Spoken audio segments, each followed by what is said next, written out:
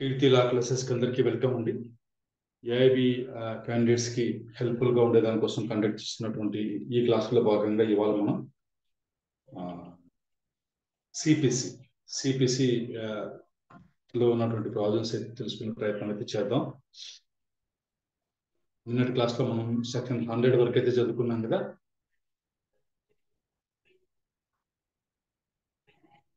Hello.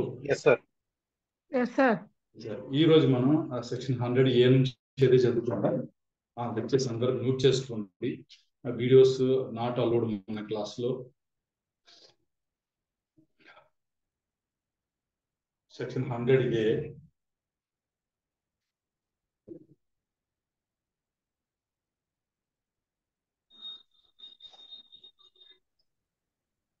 No further appeal in certain cases. కొన్ని రకాలైనటువంటి కేసుల్లో ఇంకా ఫర్దర్ అపీల్ ఉండదు అనమాట. అంటే మళ్ళీ ఇంకా అపీల్ చేసుకోవడానికి ఉండదు. ఫర్దర్ అపీల్ అంటే ఒక అపీల్ ఉంటుంది, మళ్ళీ ఫర్దర్ అపీల్ చేసుకోవడానికి ఉండదు. Any appeal from original or appeal decree or order is heard and decided by single judge of a high court. No further appeal shall lie from the judgment and decree of such single judge. బాగా గుర్తుపెట్టుకోండి, ఏదైనా సరే appeal from original or appeal decree. Original decree అంటే direct గా pass అయిన decree, appellate decree అంటే appellate court pass decree లేదా order is heard and decided by single judge of high court. ఒక హైకోర్టులో సింగిల్ జడ్జ్ చేత విచారించబడి డిసైడ్ చేయబడితే అపీల్ అనేది మళ్ళీ ఇంకేముంది, no further appeal. No further appeal shall lie from the judgment and decree of such a single judge.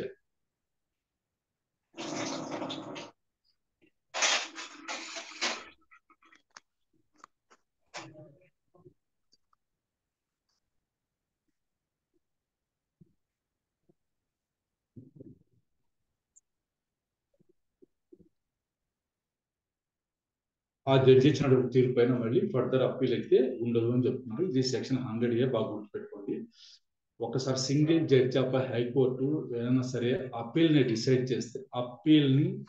Decide చేస్తే మళ్ళీ further appeal అయితే ఉండదట. Next, second appeal on no other grounds. No second appeal shall lie except on the grounds mentioned in section 100. అంటే substantial question of law తప్పితే వేరే విషయంగా second appeal మనకు ఉండదని మనకు సెక్షన్ 100 చెప్తా ఉంది.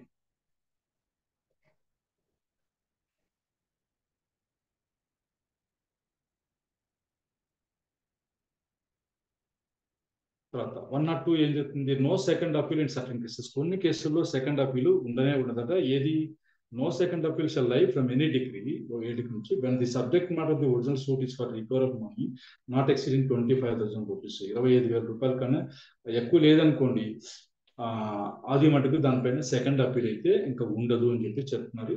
ఇంతకుముందు దీనికి సంబంధించి ఏ ప్రవచనం చదువుకున్నాం?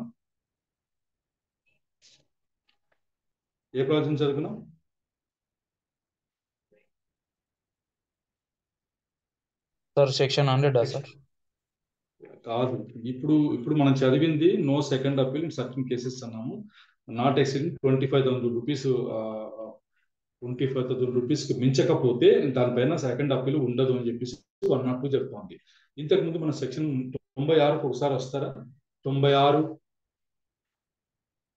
ఎవరన్నా సిబిసి 96 చూస్తారా? ప్లీజ్ అప్పీల్ ఫ్రమ్ చెప్పండి. 4 చదవండి. 96లో 4 చదవండి sir. 4 sub section 4. where otherwise expressly provided in the body of this code or by any other law for the time being in force. 4 చదవండి సార్, చాలు. 4 చదవండి. No appeal shall lie except on a question of law from a decree in any suit of the nature cognizable by courts or small cause when the amount or value of the subject matters of the original suit does not exceed 10,000 rupees. దీంట్లో ఇది small cause suit, small cause court దాని గురించి చెప్తాను. దీంట్లో వచ్చేసి in any suit అంటారు. అంటే nature అని చెప్పరు, ఏ సూట్ అయినా సరే value of the subject matter వచ్చేసి 10,000 రూపీస్ మించకపోతే అప్పీల్ అనేది ఉండదు స్మాల్ కాజ్ కోర్టు ఇచ్చినటువంటి దాంట్లో అని చెప్పేసి. క్వశ్చన్ ఆఫ్ లాక్ మటుకే ఉంటుంది తప్పితే దీనికి ఉండదు అని చెప్పేసి 96లో చెప్తున్నారు. మన అదే 102కి వచ్చేసరికి 102 మీరు గమనించాల్సింది ఏమంటే ఏమంటేది సూట్ దేనికోసం recovery of money. Recovery of money. Money suit లో 25,000 రూపీస్ మించకపోతే దానిపైన సెకండ్ అప్పీల్ అయితే ఉండదు. బాగా గుర్తు పెట్టుకోండి, మనీ సూట్ 25,000 ఇదనమాట. Next 103 power of high court to determine issue of fact.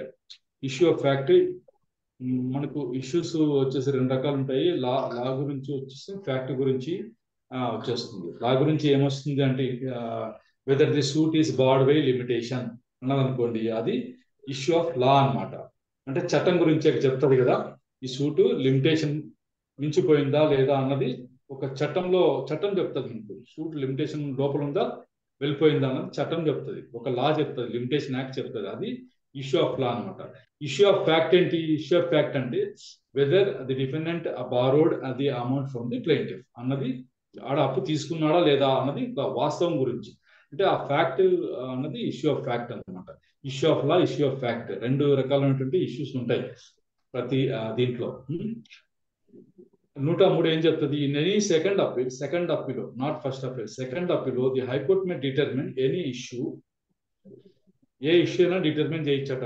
Determine any issue ఎలాంటిది అంటే which has not been determine with lower appellate court. Lower appellate court అంటే ఏంటి? ఇప్పుడు హైకోర్టు వచ్చింది అనుకో, lower appellate court ఏదవుతుంది? District court చేత determine చేయబడింది లేదు, or by the court of first instance, అంటే దానికంటే దిగువది కోర్టు అనమాట. ఆ కోర్టు అండ్ అది లోయర్ అపిలేట్ కోర్టు, ఇది లోయర్ అపిలేట్ కోర్టు కూడా first instance and lower court, అంది లోయర్ అపిలేట్ కోర్టు. ఇవి డిసైడ్ చేయని ఏమన్నా ఉంటే issue of fact second appeal high court కూడా దాన్ని డిసైడ్ చేయొచ్చు అనమాట, డిటర్మిన్ చేయొచ్చు. Which has been wrongly determined by such court or courts by reason of petition on such question of law. Question of law గురించి ఒక నిర్ణయం వెలువరించే క్రమంలో ఈ ఇష్యూ ఆఫ్ ఫ్యాక్ట్ ఏదైతే ఉందో దాని గురించి రాంగ్ గా నిర్ణయించినప్పుడు హైకోర్టు వచ్చేసి దాని గురించి కూడా ఇష్యూ అన్నది డిసైడ్ చేయొచ్చు అనమాట. అంటే లోయర్ కోర్ట్స్ ఏదైనా ఇష్యూ ఫ్యాక్ట్ గురించి ఫ్రేమ్ చేయడం మర్చిపోయి ఉన్నా, తప్పుగా చేసినా కూడా సెకండ్ అప్పీల్ మళ్ళీ హైకోర్టు ఏం చేయొచ్చట? ఆ ఇష్యూ ఫ్రేమ్ చేయొచ్చు, డిటర్మిన్ చేయొచ్చు, ఫ్రేమ్ చేసి డిటర్మిన్ చేస్తారు. Next 104 orders from which appeal lies. ఇది చాలా చాలా ఇంపార్టెంట్ అంట. ప్రతి అడ్వకేట్ తెలుసుకోవాల్సింది అంటే ఏ ఆర్డర్ పైన అప్పీల్కి వెళ్ళచ్చు, ఏ ఆర్డర్ పైన రీజన్ ఉంటుంది, అట్లాంటివి తెలుసుకొని ఉండాలి కదా. 104 క్షుణ్ణంగా అయితే మనం చదువుకొని తీరాలి. ఇందులో చాలా క్లియర్ గా ఇచ్చారు. ఆ సిపిసి బుక్ ముందర పెట్టుకోండి, ఒక్కొక్కటి చదువుకుంటూ వెళ్దాం.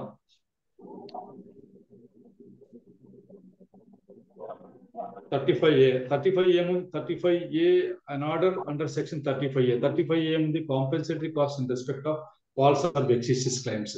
దాని గురించి వచ్చినటువంటి ఆర్డర్ పైన అప్పీల్కి అయితే వెళ్ళొచ్చట. Next an order under section 91, 92 refusing to leave institute a suit of nature referred to section 91, 92 దాని గురించి మాట్లాడితే పబ్లిక్ న్యూసెన్స్, పబ్లిక్ చారిటీస్. దాంట్లో కోర్టు పర్మిషన్ తీసుకుని సూట్ ఫైల్ చేయాలని చదువుకుంటాం. అట్లాంటప్పుడు కోర్టు లీవ్ ఇవ్వదు, అంటే మీకు పర్మిషన్ ఇవ్వదు, రిఫ్యూజ్ చేస్తాను అనుకోండి, దానిపైన మీరు ఎక్కడికి వెళ్ళొచ్చు? అప్పీల్కి వెళ్ళొచ్చు. నెక్స్ట్ సెక్షన్ 95 కింద ఇచ్చినటువంటి ఆర్డర్, దీనిపైన కూడా అప్పీల్కి వెళ్ళొచ్చు అని చెప్తున్నారు. అంటే ఏమిస్తుంది? 95 కింద ఏమిస్తుంది అంటే కాంపెన్సేషన్,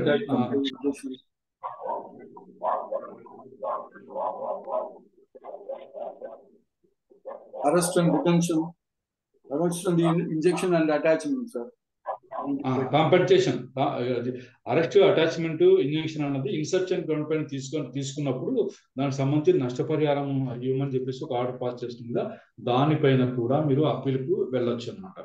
తర్వాత వచ్చేసి ఏమన్నారు, ఇంపోజింగ్ ఫైన్ విధించేటువంటి ఏదైతే ఉందో ఫైన్ లేదు, మళ్ళీ directing the arrest and detention the civil prison of any person, అదైనా సరే ఏది ఈపీలో ఇచ్చిన ఆర్డర్ కాకుండా వేరే విధంగా అరెస్ట్ చేసి లోపల వేయండి అని ఏదైనా ఇస్తే అది మటుకు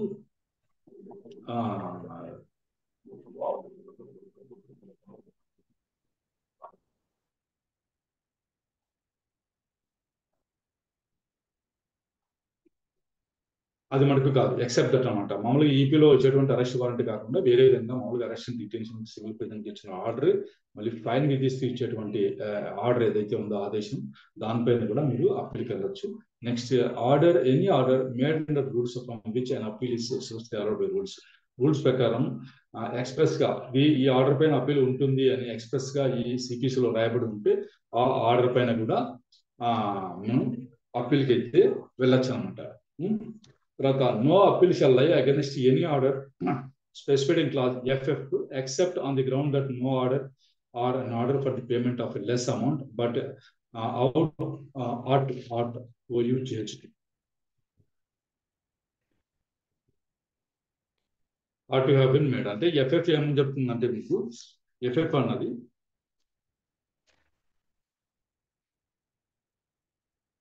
an order under section 35A 35A అంటే ఇదే ఉన్నది కదా. 35A అంటే మనకు కాస్ట్ అన్నది కదా, కాంపెన్సేటరీ కాస్ట్ అని వస్తుంది కదా, అదే కదా. Compensatory cost in respect of false or defences. అది ఇందులో వచ్చేటువంటి ఆర్డర్ ఉంది కదా, దానికి వచ్చేసి అప్పీల్ అయితే వెళ్ళడానికి లేదట. ఎక్సెప్ట్ దేని గురించి అయితే వెళ్ళొచ్చు, on the ground that no order for the payment of a less amount at you have been made. ఇంతకు నుంచి కొంచెం తక్కువ అమౌంట్కి అమౌంట్ గురించి అయితే మళ్ళీ అప్పీల్కు వెళ్ళొచ్చట.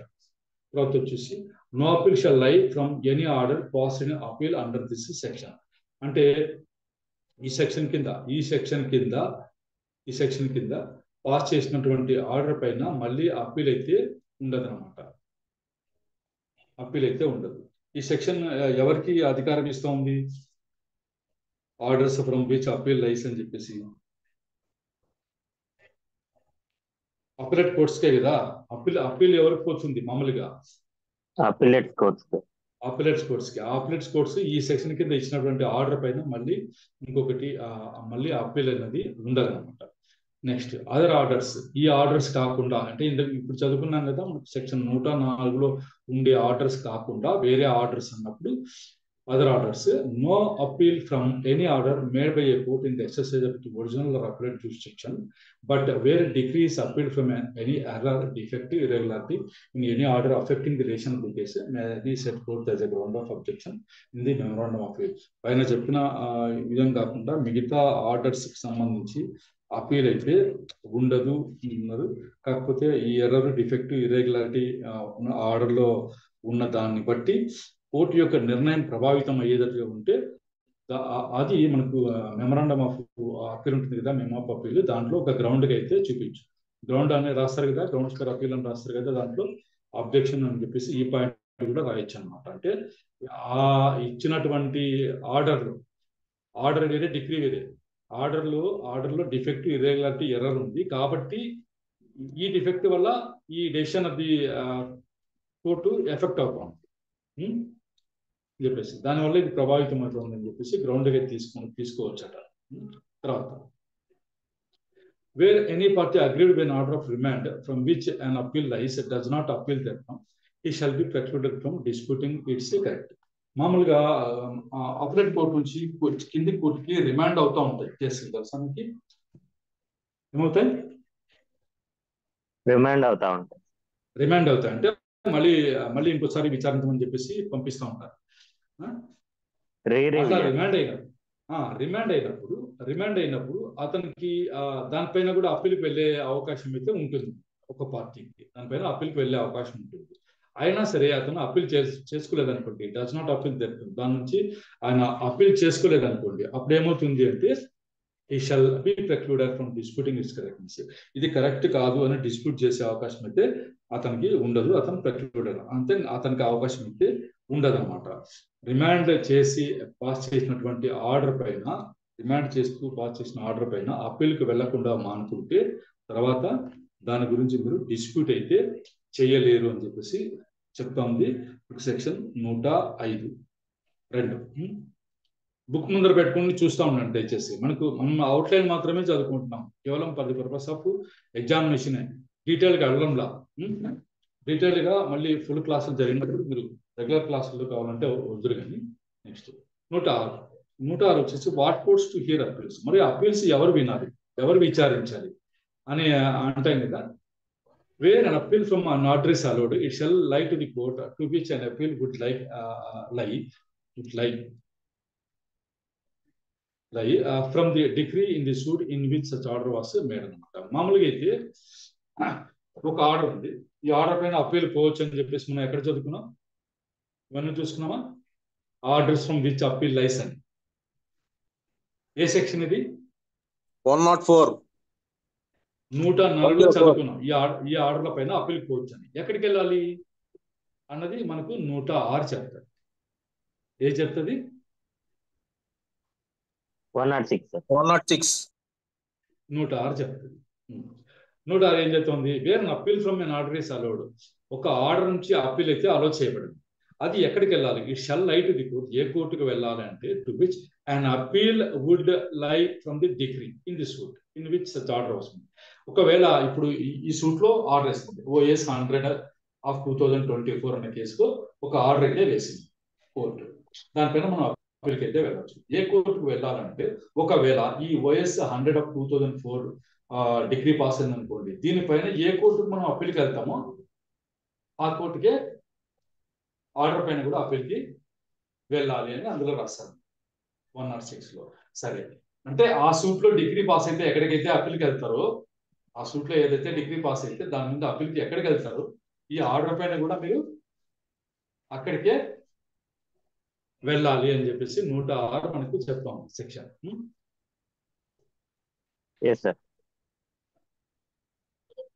ఒక్క నిమిషం ఉండండి ప్లీజ్.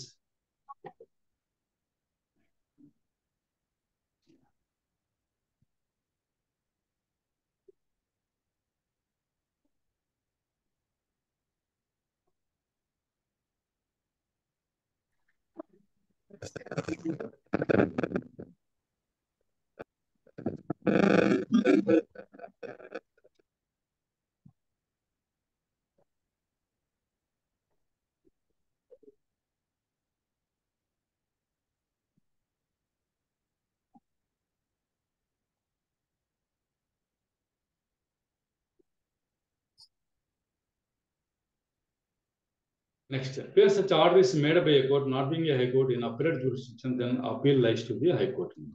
ఏనా సరే అట్లా ఇచ్చినటువంటి ఆర్డర్ వచ్చేసి is made by a court in appellate jurisdiction. సరే,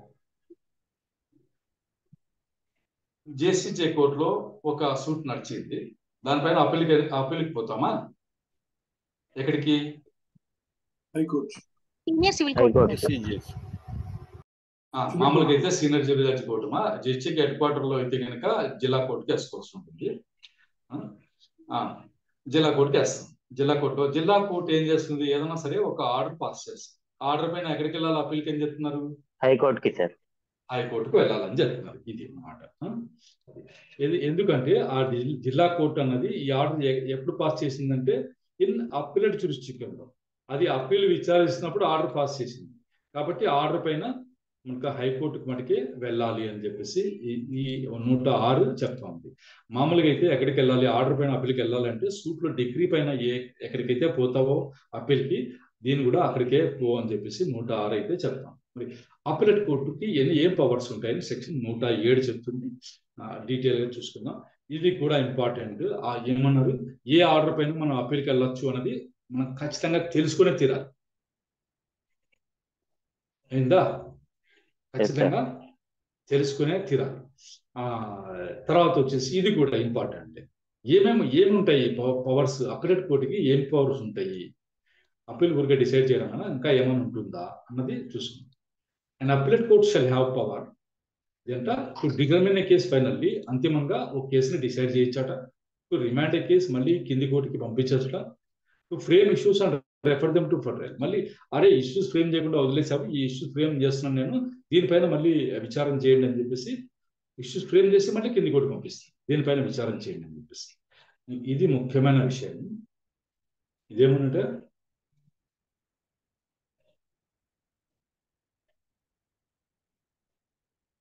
కింది కోర్టులో తీసుకున్న సాక్ష్యాలే అయిపోయింది అని మనం అనుకుంటుంటాం కదా అమాయకంగా. తెలిసిన వాళ్ళకి కాదు, తెలియని వాళ్ళకి చదివిన అక్కడ కూడా మళ్ళీ కోర్టు అడిషనల్ ఎవిడెన్స్ కూడా తీసుకోవచ్చు. అప్పీలేట్ కోర్టు అడిషనల్ ఎవిడెన్స్ కూడా తీసుకోవచ్చు. మళ్ళీ to require such evidence to be taken అంటే మళ్ళీ అడిషనల్ ఎవిడెన్స్ కూడా తీసుకొని కింది కోర్టుకు కూడా ఆదేశించేటువంటి అధికారం ఏ కోర్టుకు ఉంది? అప్పీలేట్ కోర్టుకి. అప్పీలేట్ కోర్టుకి ఉంటుంది. నెక్స్ట్ సరే, ఇంకా అప్పీలేట్ కోర్టుకి ఇంకా ఏమేమి పవర్స్ ఉంటాయి అన్నప్పుడు ఎంత తమాషా ఉంటుందో చూడండి.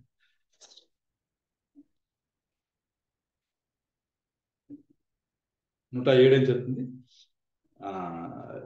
వేరే యాక్ట్ లో చదువుతున్నాము. Subject as efforts the appellate court shall have the same powers and shall perform as nearly as may be the same duties, powers and duties as are conferred ఎవరికైతే కన్ఫర్ చేయబడ్డాయో and imposed by this court. ఈ impose చేస్తుంటుంది. ఏవి confer చేస్తారు, ఏవి impose చేస్తారు? Powers confirm చేస్తారు, powers అన్నవి కన్ఫర్ చేస్తారు, డ్యూటీస్ అన్నవి ఇంపోజ్ చేస్తారు. సో బాగా చూసుకోండి అమ్మా. అది బై దిస్ కోడ్, ఈ కోడ్ చేత అలా ఇవ్వబడినటువంటి on courts of original jurisdiction. Courts of original jurisdiction అంటే ఏమేమి వస్తాయి?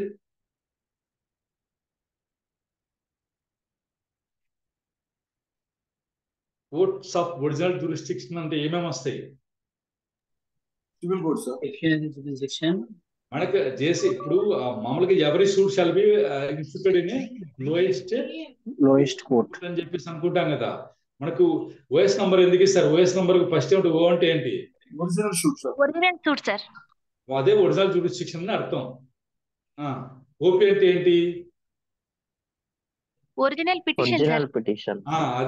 అది ఒరిజినల్ జ్యూరిస్డిక్షన్ వాడికి అట్లా చెప్తారు. కాబట్టి ఒరిజినల్ జ్యూరిస్డిక్షన్ ఉన్న కోర్టులకి ఏ పవర్స్ అయితే కన్ఫర్ చేయబడ్డాయో, ఏ డ్యూటీస్ అయితే ఇంపోజ్ చేయబడ్డాయో అవి యాజ్ నియర్లీ యాజ్ మేబీ అంటే సాధారణంత వరకు దగ్గర అవన్నీ ఇన్ రెస్పెక్ట్ ఆఫ్ సూట్స్ ఇన్స్టిట్యూటెడ్ దగ్గర అవి ఉంటాయి. అవన్నీ అప్పీలేట్ కోర్టు కూడా ఉంటాయి. Appellate court shall have the same powers and shall perform as nearly as maybe the same duties as are conferred and imposed by this court and courts of original jurisdiction in respect of suits instituted there. Original jurisdiction కోర్టులో సూట్లో ఏమి institute చేస్తారో దానికి సంబంధించి original jurisdiction ఉన్న కోర్ట్స్కి ఏ powers ఉంటాయో, ఏ duties impose చేయబడి ఉంటాయో అవన్నీ అప్పీలేట్ కోర్టుకు కూడా ఉంటాయి అని చెప్పేసి అంటే అప్పీలేట్ కోర్టు లోయర్ కోర్టు ఏమేమి చేయగలుగుతుందో అవన్నీ అప్పీలేట్ కోర్టు కూడా చేయొచ్చు. అది ఒక్క మాటలో చెప్పేశారు అది ఆ లైన్లో మనకి. Next 108 procedure in appeal from appellate decrease and orders. ఈ అప్పీలేట్ డిక్రీస్ మళ్ళీ ఆర్డర్స్ వీటి నుంచి అప్పీల్స్ పైకి పోతే ఎలా విచారించాలి అన్న కాడికి వచ్చినప్పుడు 108 ఏం చెప్తుంది? The provisions of appeals from original decrease shall have apply to appeals from appellate decrease and appeals from orders made under this code. మామూలుగా ఒరిజినల్ డిక్రీస్ నుంచి అప్పీల్స్ పైకి వెళ్తే ఏ ప్రొవిజన్స్ అయితే అప్లై అవుతాయో అలాగే అప్పీల్స్ ఫ్రమ్ అప్పీలేట్ డిక్రీస్ కి appeals from orders కి కూడా అదే ప్రొవిజన్స్ వర్తిస్తాయి అంటారు. ఎన్ని రకాల డిగ్రీలు ఉంటాయి మామూలుగా? ఒరిజినల్ డిగ్రీ అంటే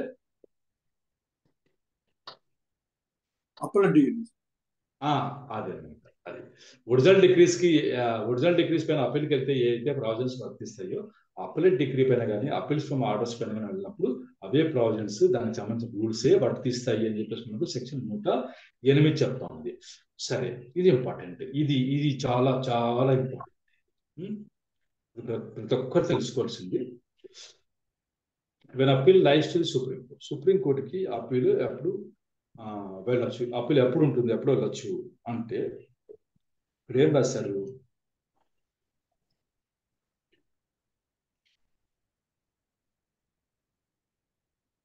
An appeal shall lie to the Supreme Court. Where act చదువుతున్నాను 4వ లైన్ 5వ లైన్.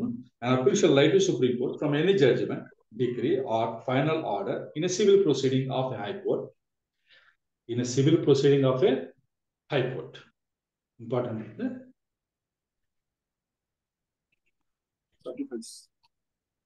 బాగా గుర్తుపెట్టుకోండి, civil proceeding of a high court.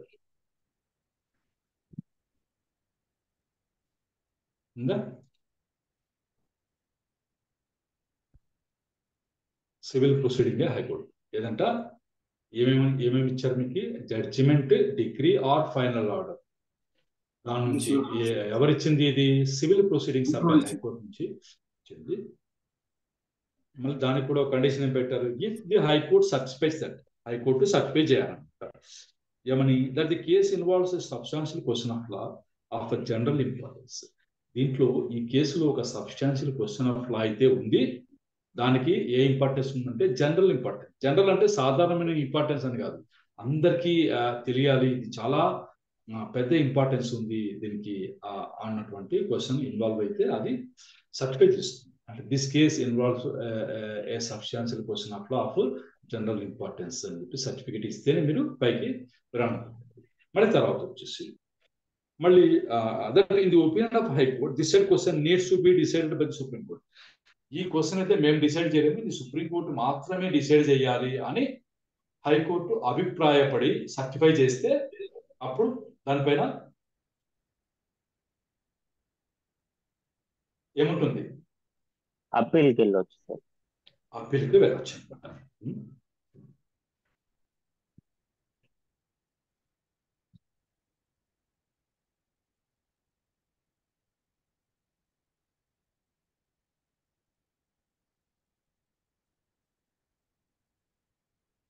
నూట 12 సేవింగ్స్.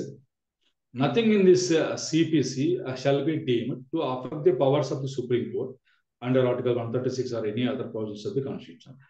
ఈ కోడ్లో చెప్పారు అన్నది సుప్రీం కోర్టుకి అయితే అవసరమే లేదంటే, ఈ కోడ్లో ఏమి చెప్పబడి ఉన్నప్పటికీ సుప్రీం కోర్టు యొక్క పవర్స్ అయితే ప్రభావితం అయితే చేయవు.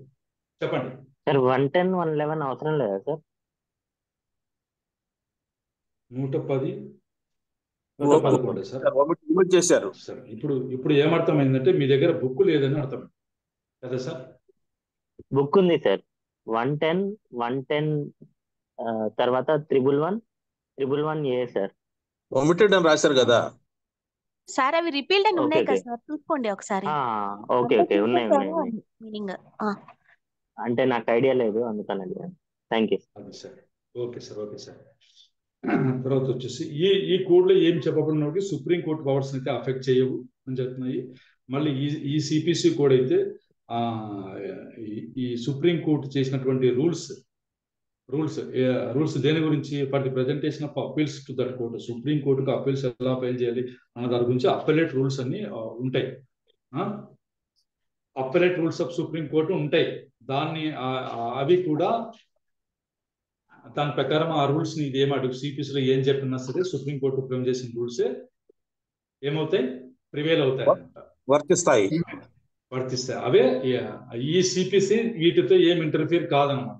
సుప్రీంకోర్టు తయారు చేసినటువంటి రూల్స్ తో. సుప్రీంకోర్టు రూల్స్ దేనికోసం చేస్తుంది? Presentation of appeals to that court. సుప్రీంకోర్టుకు అపీల్స్ ఎలా ప్రజెంట్ చేయాలి, తర్వాత there conduct before that court. ఈ కోర్టు ముందర అపీల్స్ ఎలా విచారించబడాలి, ఎలా కండక్ట్ చేయాలి అన్న దాని నుంచి రూల్స్ అయితే ఫ్రేమ్ చేస్తుంది. ఆ రూల్స్ విషయంలో సిపిసి ఎటువంటి ఇంటర్ఫీరెన్స్ చేసుకోదన్నమాట. అయిందా?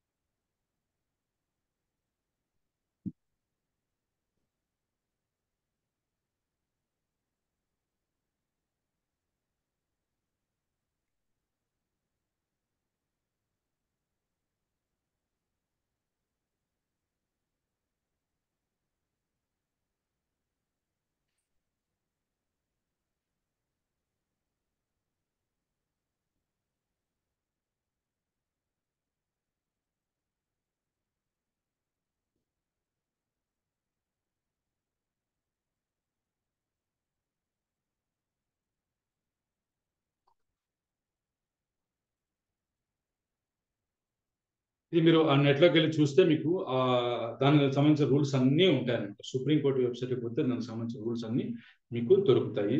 ఒకసారి చూసుకోండి. తర్వాత 113 రెఫరెన్స్ టు హైకోర్టు. రెఫర్ చేయడం అంటే ఏంటి? ఇది మనతో కాలేదు, ఇంకొకరికి హైకోర్టుకి రెఫర్ చేస్తామన్న ఇది లోయర్ కోర్టు అనుకున్నప్పుడు any court may state A case and refer the same for the opinion of the high court.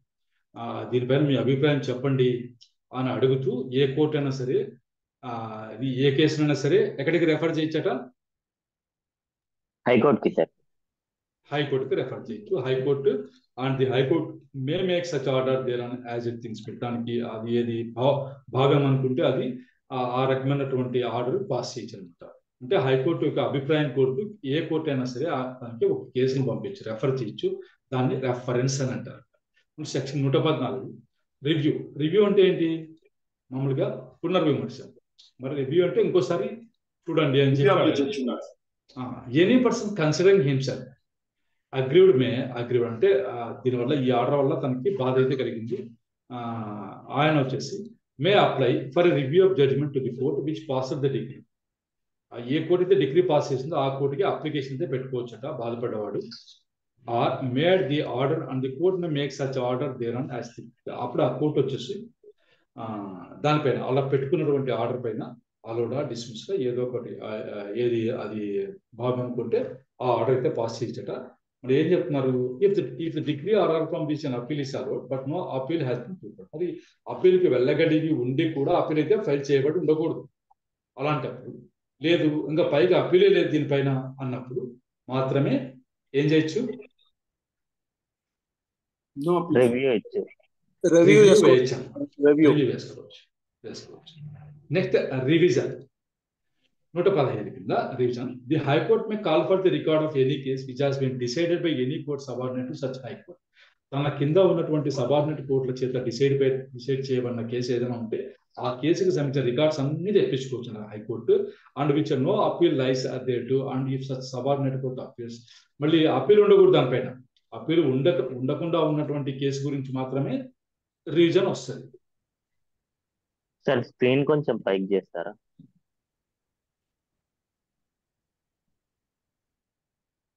ఇప్పుడు కనపడిందా సార్? 115 కనపడుతుందా మీకు? లేదు సార్, 114 కనిపిస్తుంది. ఇప్పుడు కనిపిస్తుంది సార్. సరే, 115 రివిజన్. రివిజన్ ఎప్పుడు ఉంటుంది సార్?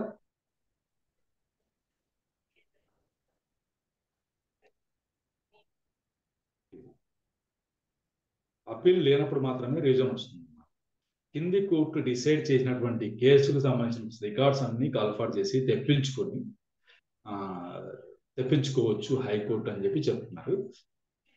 ఎప్పుడు and which no appeal lies thereto. మరి హైకోర్టుకి అపీల్ లేని పరిస్థితుల్లోనే ఇది చేసుకోవాలి. అందులో ఆ కోర్టుకి ఈ సబార్డినేట్ కోర్టు అయితే ఏం చేసింది అని అనిపిస్తే we have exercise jurisdiction not vested in by. చట్టం తనకి ఇవ్వని జ్యూరిస్డిక్షన్ అది చేసింది, అంటే జ్యూరిస్డిక్షన్ అతిక్రమించి ఏదైనా చేసింది అని ఒకటి. Next to have fail to exercise jurisdiction తో వెస్టెడ్. తనకు జ్యూరిస్డిక్షన్ ఉండి కూడా అది ఉపయోగించుకుంటూ విఫలమైంది అన్నది ఒకటి. To have acted in the exercise of its jurisdiction illegally or with material irregularity. మళ్ళీ ఎక్సర్సైజ్ చేసింది కానీ అది ఇల్లీగల్గా చేసింది, ఆర్ విత్ మెటీరియల్ ఇర్రెగ్యులారిటీ. దాంట్లో మెటీరియల్ అంటే చాలా ఇర్రెగ్యులారిటీ అయితే ఉంది అని చెప్పేసి, చాలా బాగా మెటీరియల్ ఇర్రెగ్యులారిటీ అంటే పెద్దది అని చెప్పేసి. నెక్స్ట్ ఈ మూడు దానిపైన అయితే ఇలా చేసింది సబార్డినేట్ కోర్టు అన్నప్పుడు హైకోర్టు వచ్చేసి రికార్డ్స్ తెప్పించుకొని చూడొచ్చట. Next revision shall not operate as a stay of suit or other proceeding before the court except which such suit or other proceeding is stayed by the high court. అలాగే మీకు కింది కోర్టులో మనం అమాయకంగా చెప్తా ఉంటాం, చాలా జూనియర్స్ కానీ ఎవరన్నా కానీ కొంచెం అమాయకంగా చెప్తాం. మేము హైకోర్టుకి వెళ్ళాము సార్, రివిజన్కి వెళ్ళాము అని చెప్పండి. జడ్జి గారు ఏమడుతూ ఉంటారు?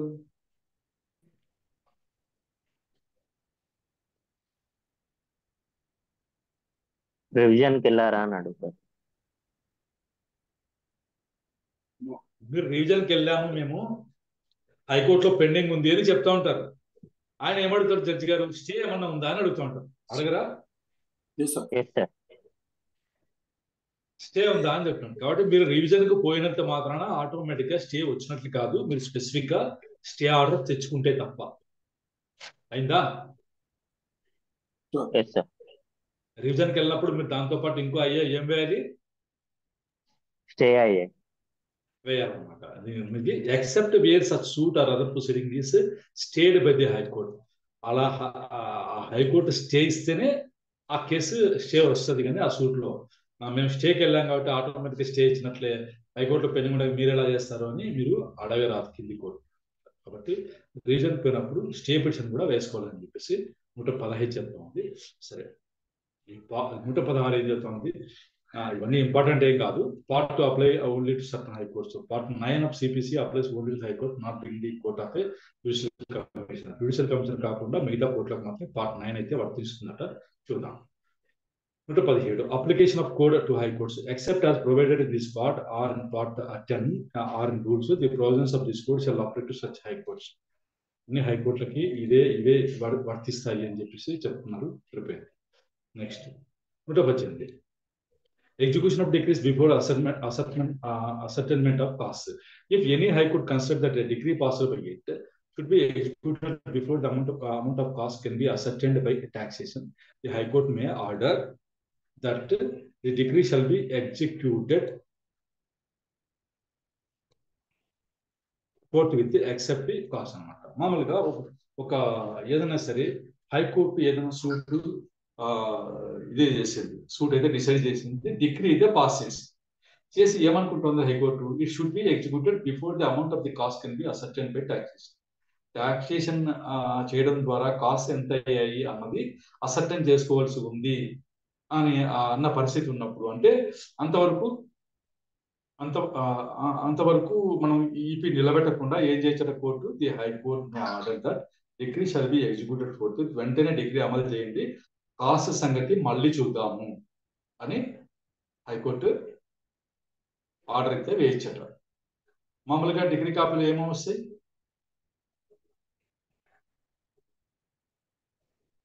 ఏమేమి అవార్డు చేస్తాం మనకి డిగ్రీ కాపీలో? సూట్ అమౌంట్, దాంతో పాటు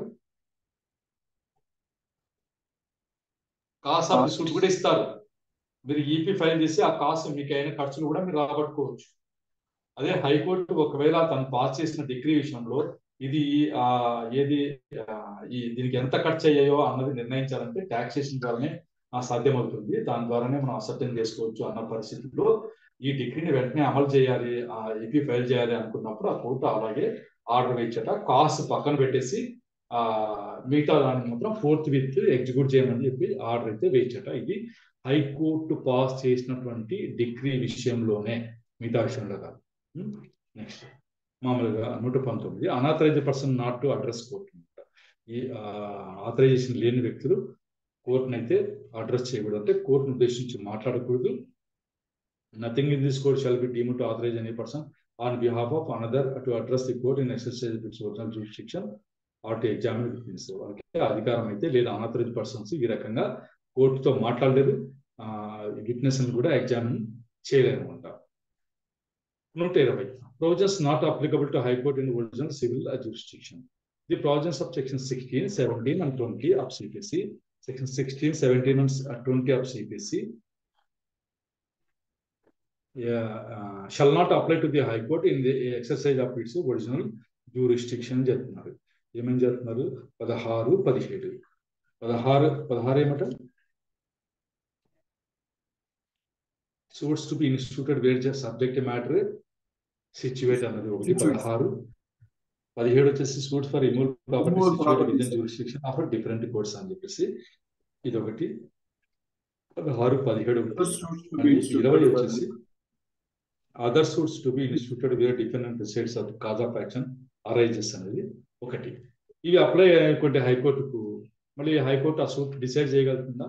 హైకోర్టు ఏమో అమరావతిలో ఉంటుంది, కాజ్ ఆఫ్ యాక్షన్ తాడిపత్రిలో అరైజ్ ఉంటుంది. కాబట్టి అట్లా ఇవైతే ఈ సెక్షన్స్ అయితే హైకోర్టుకి వర్తించేది అంటున్నారు. ఎప్పుడు?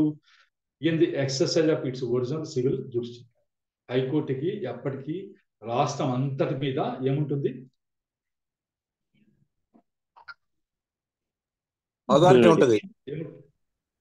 ఒరిజినల్ సివిల్ జ్యూరిస్డిక్షన్ ఉంటుంది. ఏముంటుంది? Original civil jurisdiction. సరే, ఏ సూట్ అయినా తనతో విచారించచ్చా? ఏ సూట్ అయినా తను విచారించచ్చా కోర్టు, హైకోర్టు?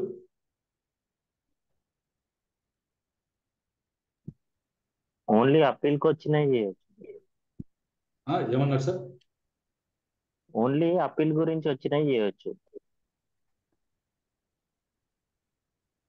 డైరెక్ట్ గా ఒక సూట్ ని ఏదైనా సరే విచారించచ్చా అని చెప్తుంది. నో సార్.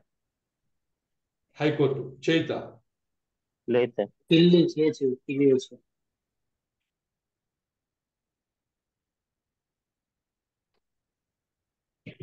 సెక్షన్ 24 ఒకసారి తీస్తారా?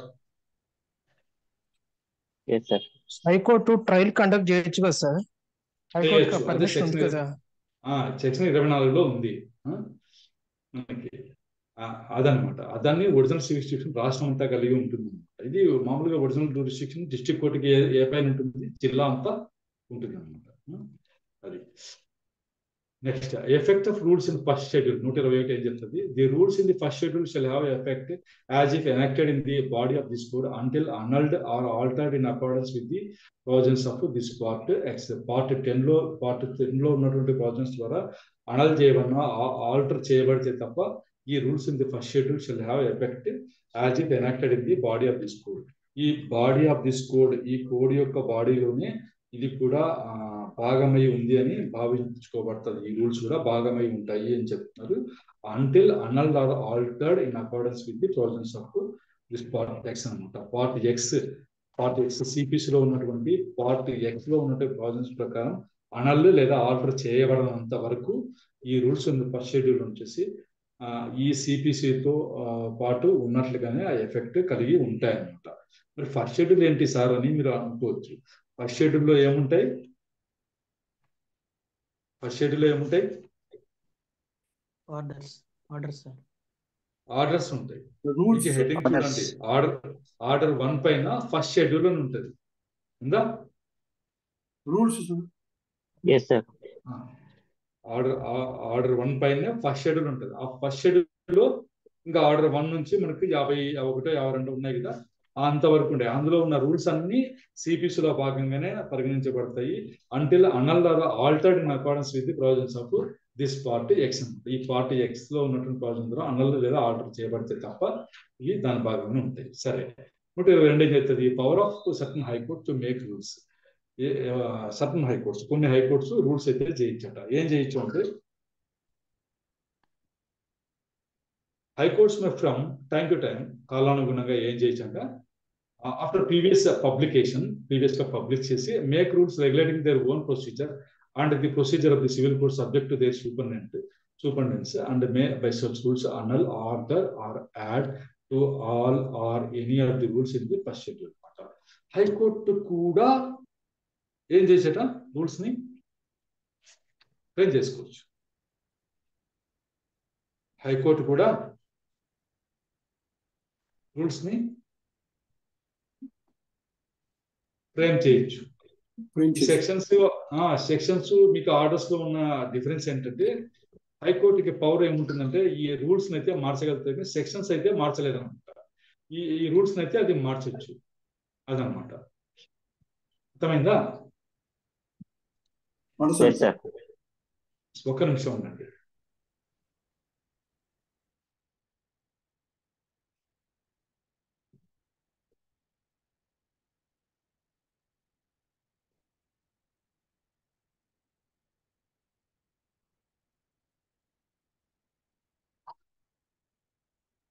ఒక్క నిమిషము.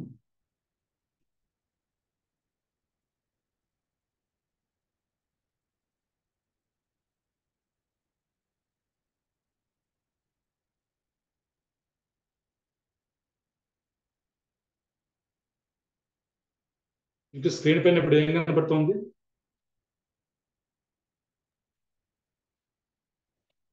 Bare act sir. The code of bare act కాదు, ఇది బేర్ యాక్ట్ కాదు. ఇది కేస్ లాస్ ఉన్నటువంటి ఇది అనమాట, కామెంటరీతో కూడినటువంటిది. ఇది బేర్ యాక్ట్ కాదు. బేర్ యాక్ట్ అంటే ఓన్లీ మీకు టెక్స్ట్ మాత్రమే ఉంటుంది. అంటే అది చట్టం తయారైనప్పుడు ఉన్నటువంటి టెక్స్ట్ మాత్రమే అందులో ఉంటుంది. ఇందులో కేసు లా కూడా ఉంటుంది. ఇది మీకు ఏఐబిలో అలో చేయరు. కామెంట్ అంటాం కదా, ఇదనమాట. ఇది సంబంధించి దీనికి హైకోర్టు కూడా రూల్స్ మార్చొచ్చు అనమాట. ఇప్పుడు స్టేట్ అమెండ్మెంట్స్ అని ఇందులో ఎక్కడన్నా ఉంటాయి చూద్దామా.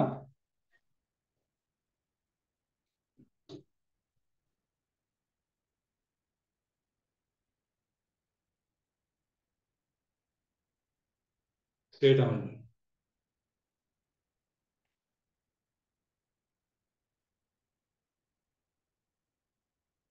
లేట్ అయినా పర్లేదు, తెలుసుకుందాం ఇలా కూడా ఉంటుందా అని.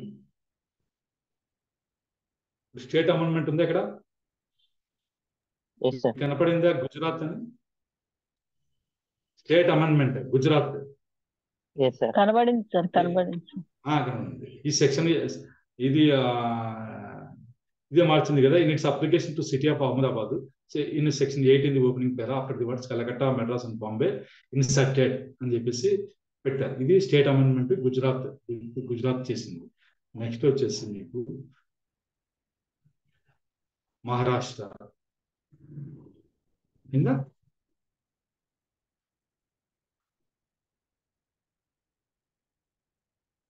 హైకోర్టు చేసినవి చూపిస్తారు. సెక్షన్ కాదు, ఆర్డర్ 1 ఇవి ఇక్కడ వస్తాయి.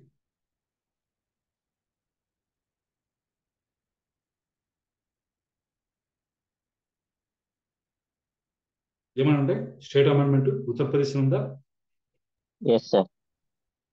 ఉత్తరప్రదేశ్ లో ఏం చేశారు? మనకి ఆర్డర్ 4 తర్వాత ఏం చేశారు? The following order shall be inserted. ఏంటి అయిందా? కన్సల్టేషన్ ఇది కదా. ఇది సిపిసిలో ఈ ఆర్డర్ 4A అన్నది లేదు. కానీ ఉత్తరప్రదేశ్ హైకోర్టు ఏం చేసింది? ఇదల్లా చేసింది, ఇది తెచ్చిపెట్టుకుంది. ఇది సిపిసిలో లేదు, హైకోర్టు ఈ రూల్ ఫ్రేమ్ చేసుకుంది. ఇందా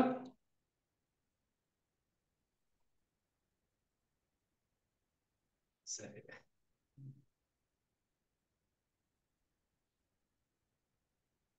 హైకోర్టుకి ఆ పవర్ అయితే ఉందన్నమాట. High courts May from time after previous application make rules regulating their own procedure. అంటే ఉత్తరప్రదేశ్ హైకోర్టు ఏం చేసింది? తన ఓన్ ప్రొసీజర్ కోసం రూల్స్ అయితే చేసుకుంది కదా. And the procedure of the civil courts subject to their superintendents and may by such rules annul, alter or add. ఇప్పుడు ఏం చేసింది ఉత్తరప్రదేశ్ హైకోర్టు? ఇందాక చూపించిన దానికి ఆర్డర్ 4కి ఇంకా ఆర్డర్ 4Aని ఏం చేసింది? ఆల్టర్ చేసింది, యాడ్ చేసింది. ఫస్ట్ షెడ్యూల్లో చేసింది. అలాంటి power 122. Next rules of practice కూడా ఫ్రేమ్ చేయొచ్చు అనమాట. 123 constitution of rules committee, rule committees in certain states. కొన్ని స్టేట్స్ లో రూల్ కమిటీస్ అని కూడా కాన్స్టిట్యూట్ చేయొచ్చు. Rule committee shall be constituted as at the town. Sir మీది వర్డ్ డాక్యుమెంట్ షేర్ అవ్వట్లేదు సార్.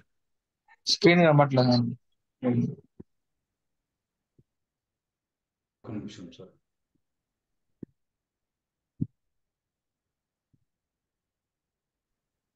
వచ్చిందా సార్? వచ్చింది సార్. Sir thank you. సరే, ఇది రూల్ కమిటీ కూడా కాన్స్టిట్యూట్ చేయొచ్చు. Constitution of rule committees in certain states. Rule committee ఎక్కడైతే high court ఏ town లో అయితే ఉంటుందో at the town which is the usual place of sitting of each high courts apartment section 122. ఈ 122లో ఉన్నటువంటి హైకోర్ట్స్ ఎక్కడైతే ఉన్నాయో అక్కడే ఆ టౌన్ లోనే రూల్ కమిటీని కూడా కాన్స్టిట్యూట్ చేయాలట. రూల్ కమిటీలో ఎవరెవరు ఉంటారు? 123లో ఎవరెవరు ఉన్నారు చూడండి ఒకసారి. 123లో ఉన్నకి each committee shall consider the following persons అన్నదా. 3 judges of the high court, 3 judges of the high court, one of whom at least has served as a district judge or a divisional judge for 3 years. ఆ ముగ్గురులో ఒకరు ఖచ్చితంగా జిల్లా జడ్జిగా పనిచేసి ఉండాలి, లేదా డివిజనల్ జడ్జిగా అయినా 3 ఏళ్ల పాటు పనిచేసి ఉండాలి ఖచ్చితంగా. ఎంతమంది జడ్జిలు హైకోర్టు నుంచి? 3 judges. ముగ్గురు జడ్జిలు, అందులో ఒకరు మాత్రం ఖచ్చితంగా డీజేగా పనిచేసి ఉండాలి 3 ఏళ్ల పాటు, లేదా డివిజనల్ జడ్జిగా అయితే పనిచేసి ఉండాలి. తర్వాత వచ్చేసి 2 legal practitioners enrol in that court, ఆ కోర్టులో ఎన్రోల్ అయినటువంటి 2 లీగల్ ప్రాక్టీషనర్స్ ఉండాలి. తర్వాత వచ్చేసి ఏ judge of civil court subordinate high court, హైకోర్టుకి సబార్డినేట్ గా ఉన్నటువంటి సివిల్ కోర్టు యొక్క జడ్జి కూడా అందులో ఉండాలి. ఇది రూల్ కమిటీ అంటారు. సార్ మ్యూట్ చేసుకోండి సార్, ప్లీజ్ మ్యూట్ చేసుకోండి. నెక్స్ట్, ఈ కమిటీ టు రిపోర్ట్ హైకోర్టు అనమాట. Every rule committee shawl make a report to the high court. ఏదైనా సరే ఏదైనా రిపోర్ట్ ఉంటే కనుక హైకోర్టుకి ఈ కమిటీ రిపోర్ట్ అయితే ఫైల్ చేయాలన్నమాట.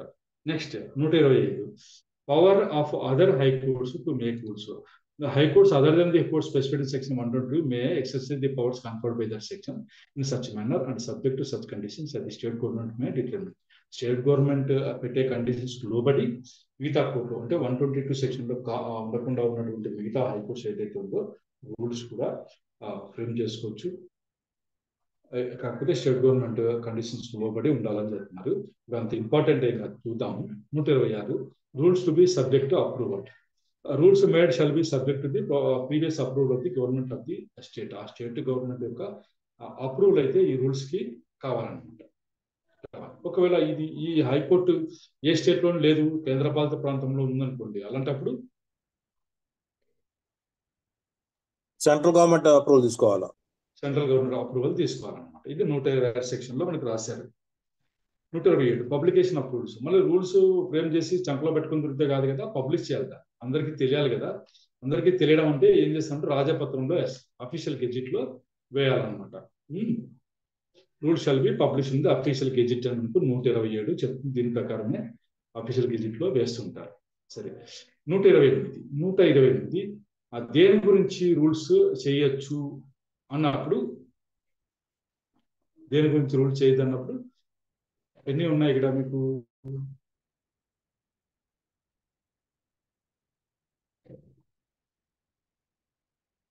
Matters for which rules may provide అని చెప్పేసి 128 చెప్తుంది కదా. సర్వీస్ ఆఫ్ సమన్స్ నోటీసెస్ ఎలా సర్వ్ చేయాలని దాని గురించి. మళ్ళీ వచ్చేసి మీరు ఏదైనా సరే లైఫ్ స్టాక్ కానీ అదర్ మూవబుల్ ప్రాపర్టీ కానీ సీజ్ చేశారనుకోండి, అటాచ్మెంట్ చేసినారనుకోండి, దాన్ని ఎలా మెయింటైన్ చేయాలి, ఎలా కస్టడీలో ఉంచుకోవాలి అన్న దాని గురించి రూల్స్.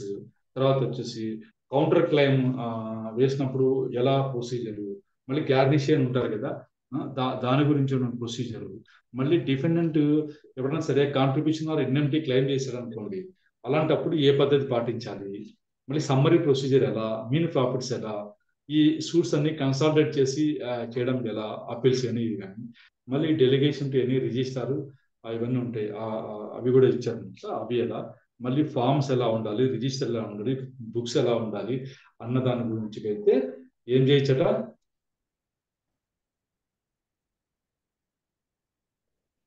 వీటి గురించి రూల్స్ అయితే చేయొచ్చు అనుకుంటున్నాం కదా. Matters for which rules may provide. అయిందా? Okay sir.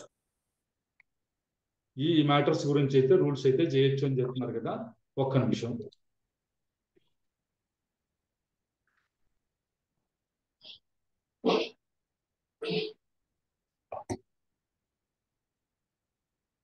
బా తన్ని ఉండమ్మా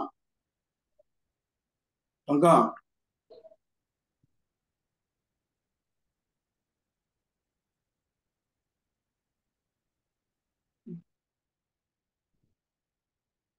ఏమి రివి ఏం rules? Andhra Pradesh civil rules of practice and circular orders 1990. సరే, దేని కింద చేసింది? Civil rules of practice A section కింద చేసింది? సెక్షన్ 126. 126 కరెక్టేనా? దీని 126 కింద రూల్స్ చేసింది. అక్కడ 126 కింద రూల్స్ చేయొచ్చన్నది కదా. అవును సార్. సబ్జెక్ట్ అప్రూవల్ ఉంది, దాని కింద చేసినప్పుడు కాదా మ్యాటర్స్, ఏ మ్యాటర్స్ కింద రూల్ చేయాలన్న ఇది వచ్చినప్పుడు మనకి ఏం చేద్దాం చూద్దాం. కొంచెం బాగా చూడండి.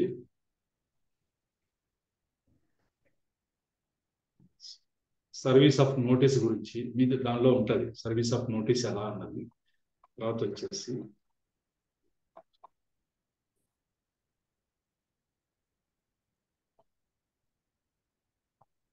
ఇది చాలా ఇంపార్టెంట్.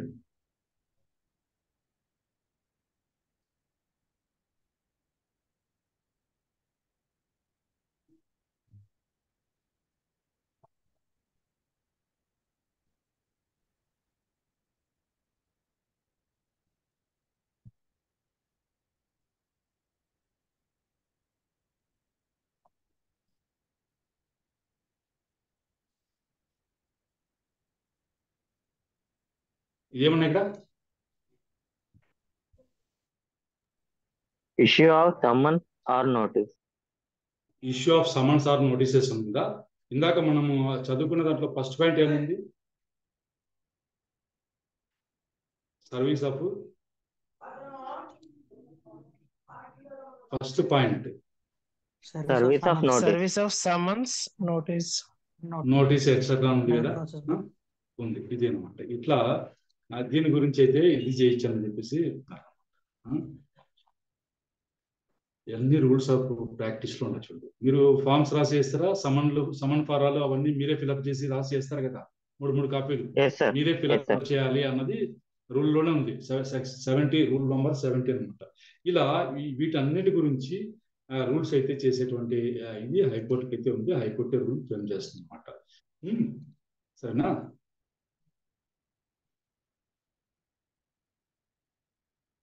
నెక్స్ట్ 129 ఈ ఫార్మ్స్, రిజిస్టర్స్, బుక్స్, ఎంట్రీస్ అన్ని ఉన్నాయి, చూస్తున్నారు కదా.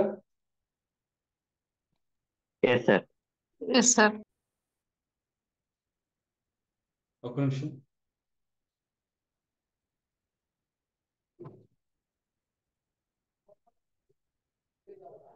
ఇక్కడ ఏముంది? ఫామ్ నంబర్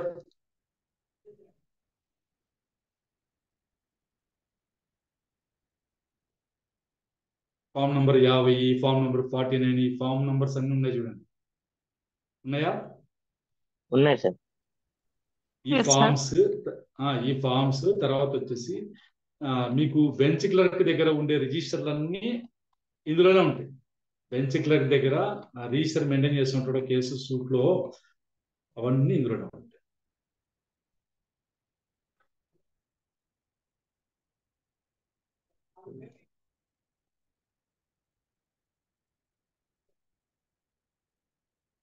అవన్నీ ఇందులోనే ఉంటాయి. మీకు ఏమంటారు, పర్పట్ రాస్తూ ఉంటారు తెలుసా మీకు? రిలీఫ్ ఏం చేశారు అని చెప్పేసి వాళ్ళు నోట్ పుటప్ చేస్తుంటారా మీరు ఏదైనా పిటిషన్ ఫైల్ చేస్తే?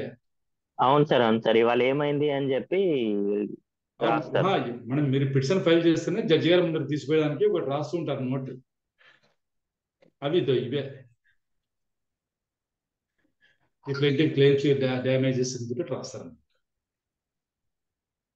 ఇలా రాస్తారు, పర్పట్ అంటారు. ఇది ఇలా రాస్తారు, ఇది చూసే రాస్తారు. ఏమంటే వాళ్ళు వేరే రకంగా రాస్తారు, ఇది పాటించలేవు. దీని తర్వాత రిజిస్టర్లు అన్నీ ఇందులోనే ఉంటాయి. సరే, ఇది వచ్చినప్పుడు చూద్దాంలేండి. కాకపోతే మీకు ఐడియా ఉండాలా కాబట్టి చూపించాను ఇప్పుడు. 129 power of high courts to make rules as to their original civil procedure. High court వచ్చేసి తన ఒరిజినల్ సివిల్ ప్రొసీజర్ కోసం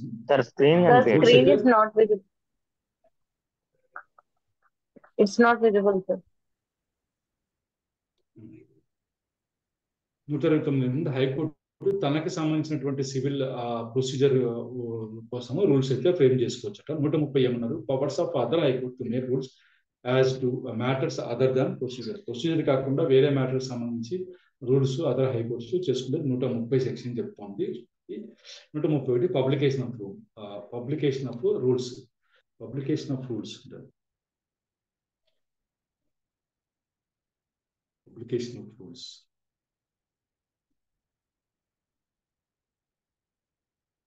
కాదు.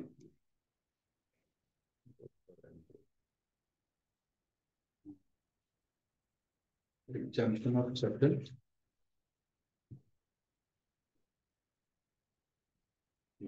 మామూలుగా పర్దానా సింహం కానీ వాళ్ళ సాంప్రదాయం ప్రకారం బయట ఎవరికి పబ్లిక్ కనపరచకూడదు అన్నటువంటి ఇది ఉంటుందో వాళ్ళు ఆ ఉమెన్ వచ్చేసి పర్సనల్ అపియరెన్స్ నుంచి ఎగ్జాంపుల్ అయితే చేయబడతారు. సరే, వాళ్ళు కోర్టుకు వచ్చేదానికి లేదు అని మనం చెప్పాలంట. వాళ్ళ ఆచారం ప్రకారం వాళ్ళు ఇలా రాకూడదు. ఈ దేశం ఆచారం ప్రకారము, సాంప్రదాయం ప్రకారము వాళ్ళకి కంపెల్ చేయవద్దు అన్నప్పుడు వాళ్ళకి ఎగ్జామ్షన్ అయితే ఇవ్వచ్చట.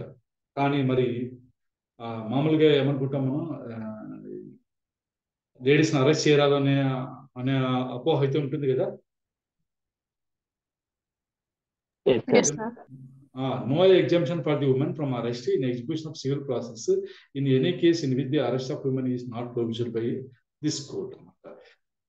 నిషేధం ఏం లేదనుకోండి, అరెస్ట్ చేయకూడదని నిషేధం ఏం లేని చోట అరెస్ట్ అయితే చేయదు, ఎగ్జామ్షన్ అయితే లేదు. No exemption for the women from the arrest in execution of civil process in any case. Only money ఉండదు, మినహాయింపు అయితే ఉండదు. ఎందులో ఉంటుంది మినహాయింపు? మనీ కేసులో ఉంటుంది. ఓన్లీ మనీ డిగ్రీకి సంబంధించిన కేసులు మాత్రమే వాళ్ళని అరెస్ట్ చేయదు.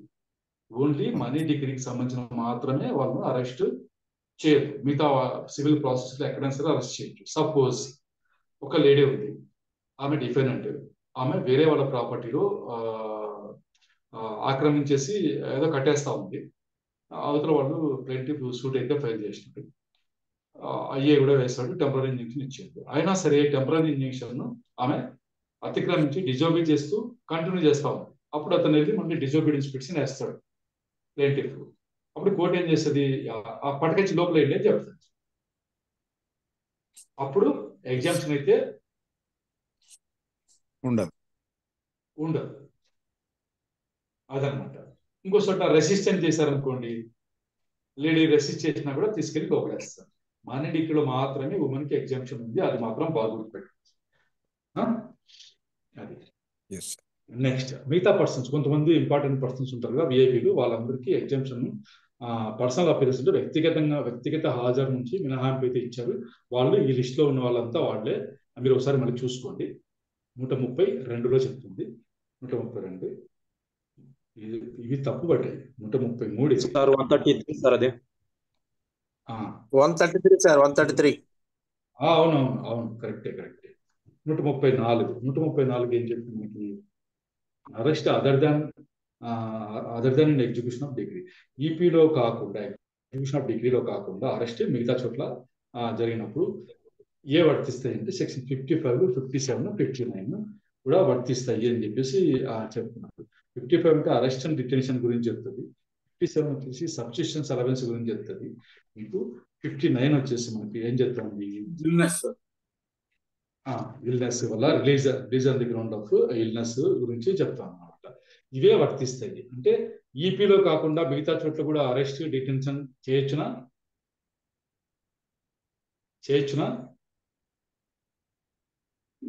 చాలా చోట్ల చేయొచ్చు. అవును, చాలా చోట్ల చేయొచ్చు. ఇప్పుడు రెసిస్టెన్స్ చేసిన, ఇందాక అనుకున్నాం కదా, డిజోబీడియన్స్ చేసిన, మరి ప్రొడ్యూస్ డాక్యుమెంట్ అని చెప్పి సమన్ తీసుకొని వెళ్లకుండా డిఫాల్ట్ పెనాల్టీ అని చెప్పేసి ఒకటి చదువుకున్నాం. ఫైన్ కూడా వేస్తారు దాంట్లో, చదువుకున్నాం. కాస్ట్ పే చేయాలి. కాస్ట్ కాదు, మనకు సమన్స్ ఇష్యూ చేస్తుంది కోర్టు. 31 ఒకసారి సెక్షన్ తీస్తారా, సెక్షన్ 31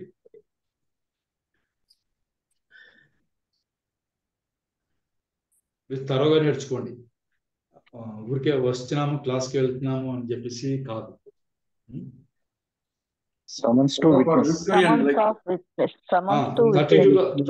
32లో ఏం రాశారు, the court may compel the attendance of any person to whom summons has been issued under section 30 and for that purpose issue warrant for arrest అంటారు.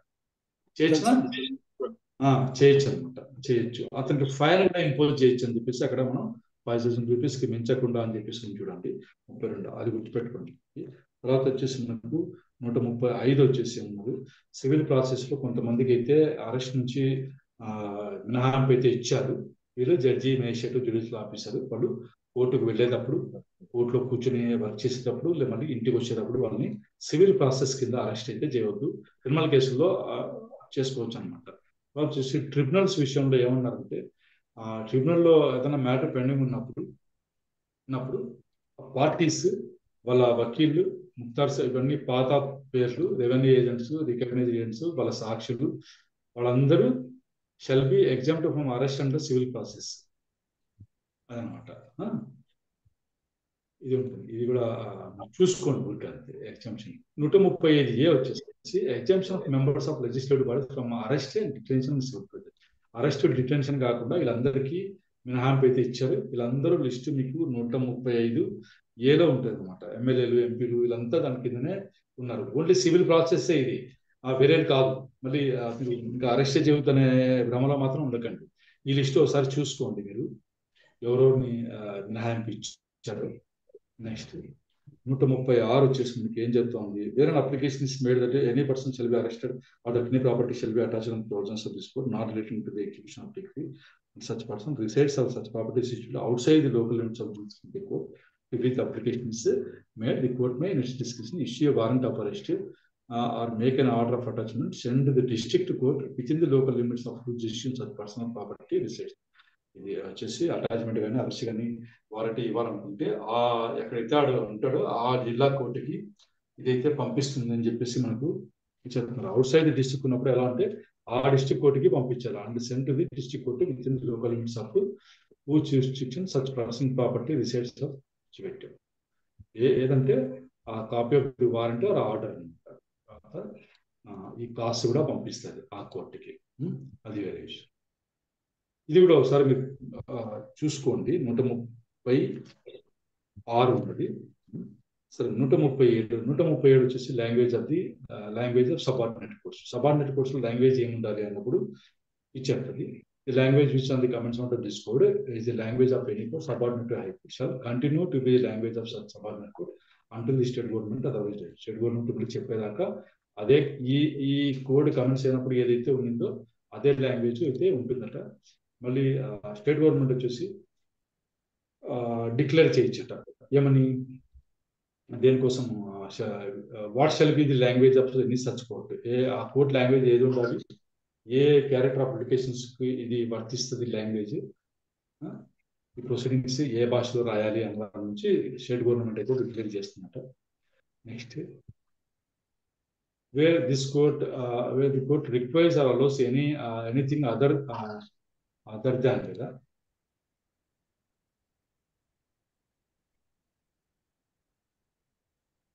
Then the recording of to be done in writing in any such court. Such writing may be in English, but if any party or reader is unequipped with English and translation into the language, ఇది మామూలుగా సాక్ష్యం record చేసేటప్పుడు వస్తుందండి. మామూలుగా language of the court అయితే మనకు సంబంధించి ఏముంది, ఏపీకి సంబంధించి Telugu sir, English, Telugu. Subordinate courts కి సంబంధించి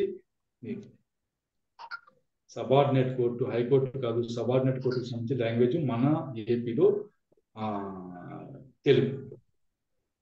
ఇది ఉర్దూ కూడా చేశారనుకుంటాను. చూద్దాం. Next power of high court to require evidence to be record in English. Evidence ని ఇంగ్లీష్ లోనే రికార్డ్ చేయండి అని చెప్పేసి హైకోర్టు కూడా నోటిఫికేషన్ ఇవ్వడం ద్వారా అయితే ఇది చెప్పొచ్చట. 139 ఈ మనం అఫిడవిట్ ఫైల్ అండర్ సెక్షన్ 139 రాస్తుంటాం కదా. ఇది ఎవరి ముందర అఫిడవిట్ ఇవ్వాల్సి ఉంటుంది, ఎవరి కింద స్వర్న్ బిఫోర్ మేము రాస్తారు కదా, ఎవరు రాయాలన్నప్పుడు కోర్టు, మేజిస్ట్రేట్, నోటరీ లేదా person, high court may appoint a person.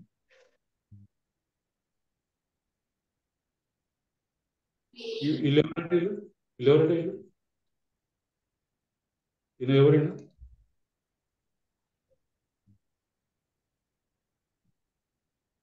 Any officer or other person whom a high court may appoint in this behalf అని ఇక్కడ ఇచ్చారు కదా. ఇక్కడ ఏమన్నారు, పైన వచ్చేసరికి ఇదే కదా, అఫిడవిట్ ఎవరి ముందు ఇవ్వాలన్నప్పుడు బి హైకోర్ట్ అయితే అపాయింట్ చేస్తుందట. Any officer or other person whom a high court may appoint in this behalf, సరే వాళ్ళు ఇదే చేయొచ్చట. మన హైకోర్టు అపాయింట్ చేసిన వాళ్ళు ఎన్ని అదర్ పర్సన్ ఎవరు ఉంటారు, అడ్వకేట్ అదర్ దాన్ కాదు, రూల్స్ లో ఉంది కదా. మనం కాకుండా వేరే లాయర్ తో పెట్టిస్తామా అఫిడవిట్లలో సంతకం? వేరే లాయర్ తో పెట్టిస్తామా లేదా?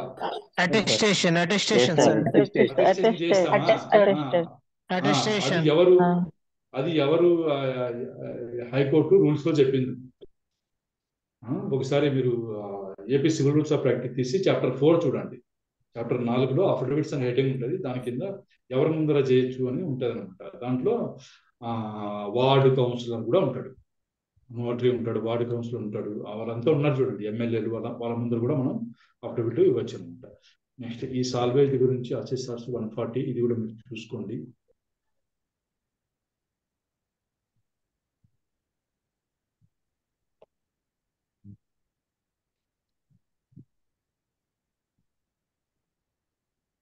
సార్ 142 ఏం చేద్దంటే అన్ని ఆర్డర్స్ రైటింగ్ లోనే ఉండాలి, నోట్తో చెప్పొద్దు అని చెప్పేసి 142 చెప్తాను. పోస్టేజ్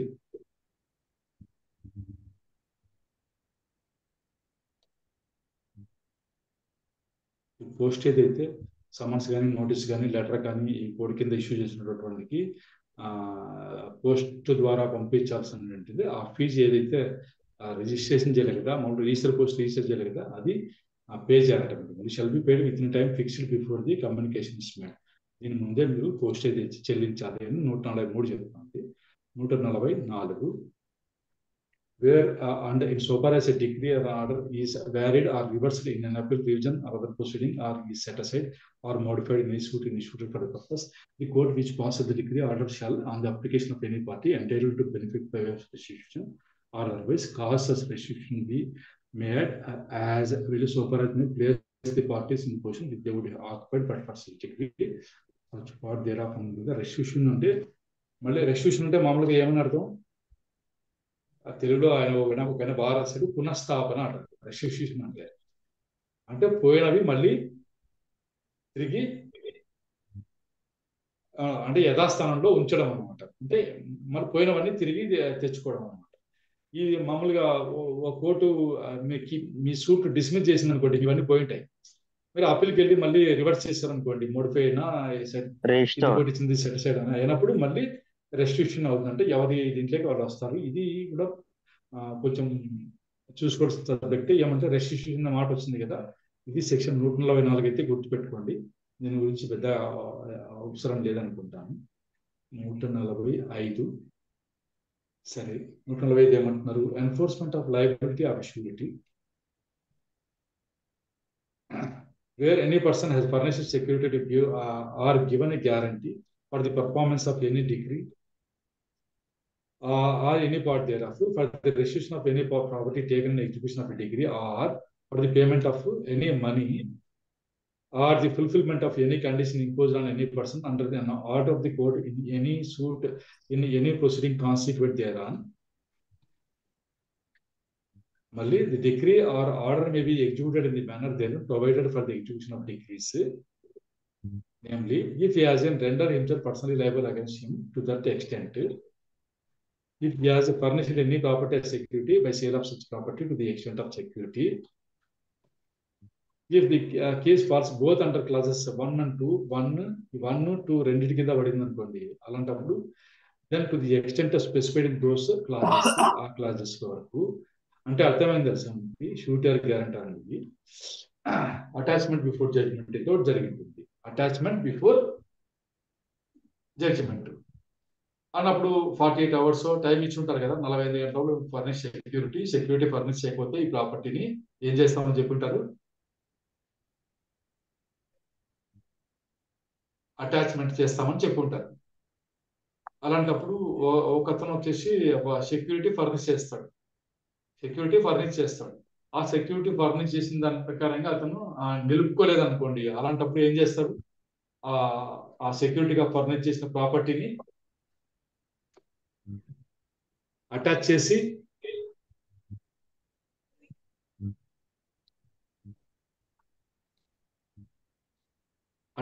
అమ్ముతాడు, సేల్ చేస్తారు. సరే అయిపోయింది.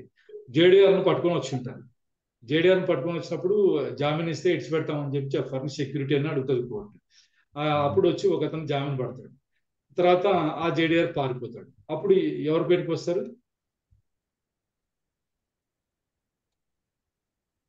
ఇతను షూరిటీ ఏమవుతాడు, పర్సనల్ లైబుల్, వ్యక్తిగతంగా ఇతను లైబుల్ అవుతాడు. షూరిటీ పైన మనకు 145 సెక్షన్ కింద షూరిటీ పైన వెళ్ళడానికి ఇది ఉంటుంది.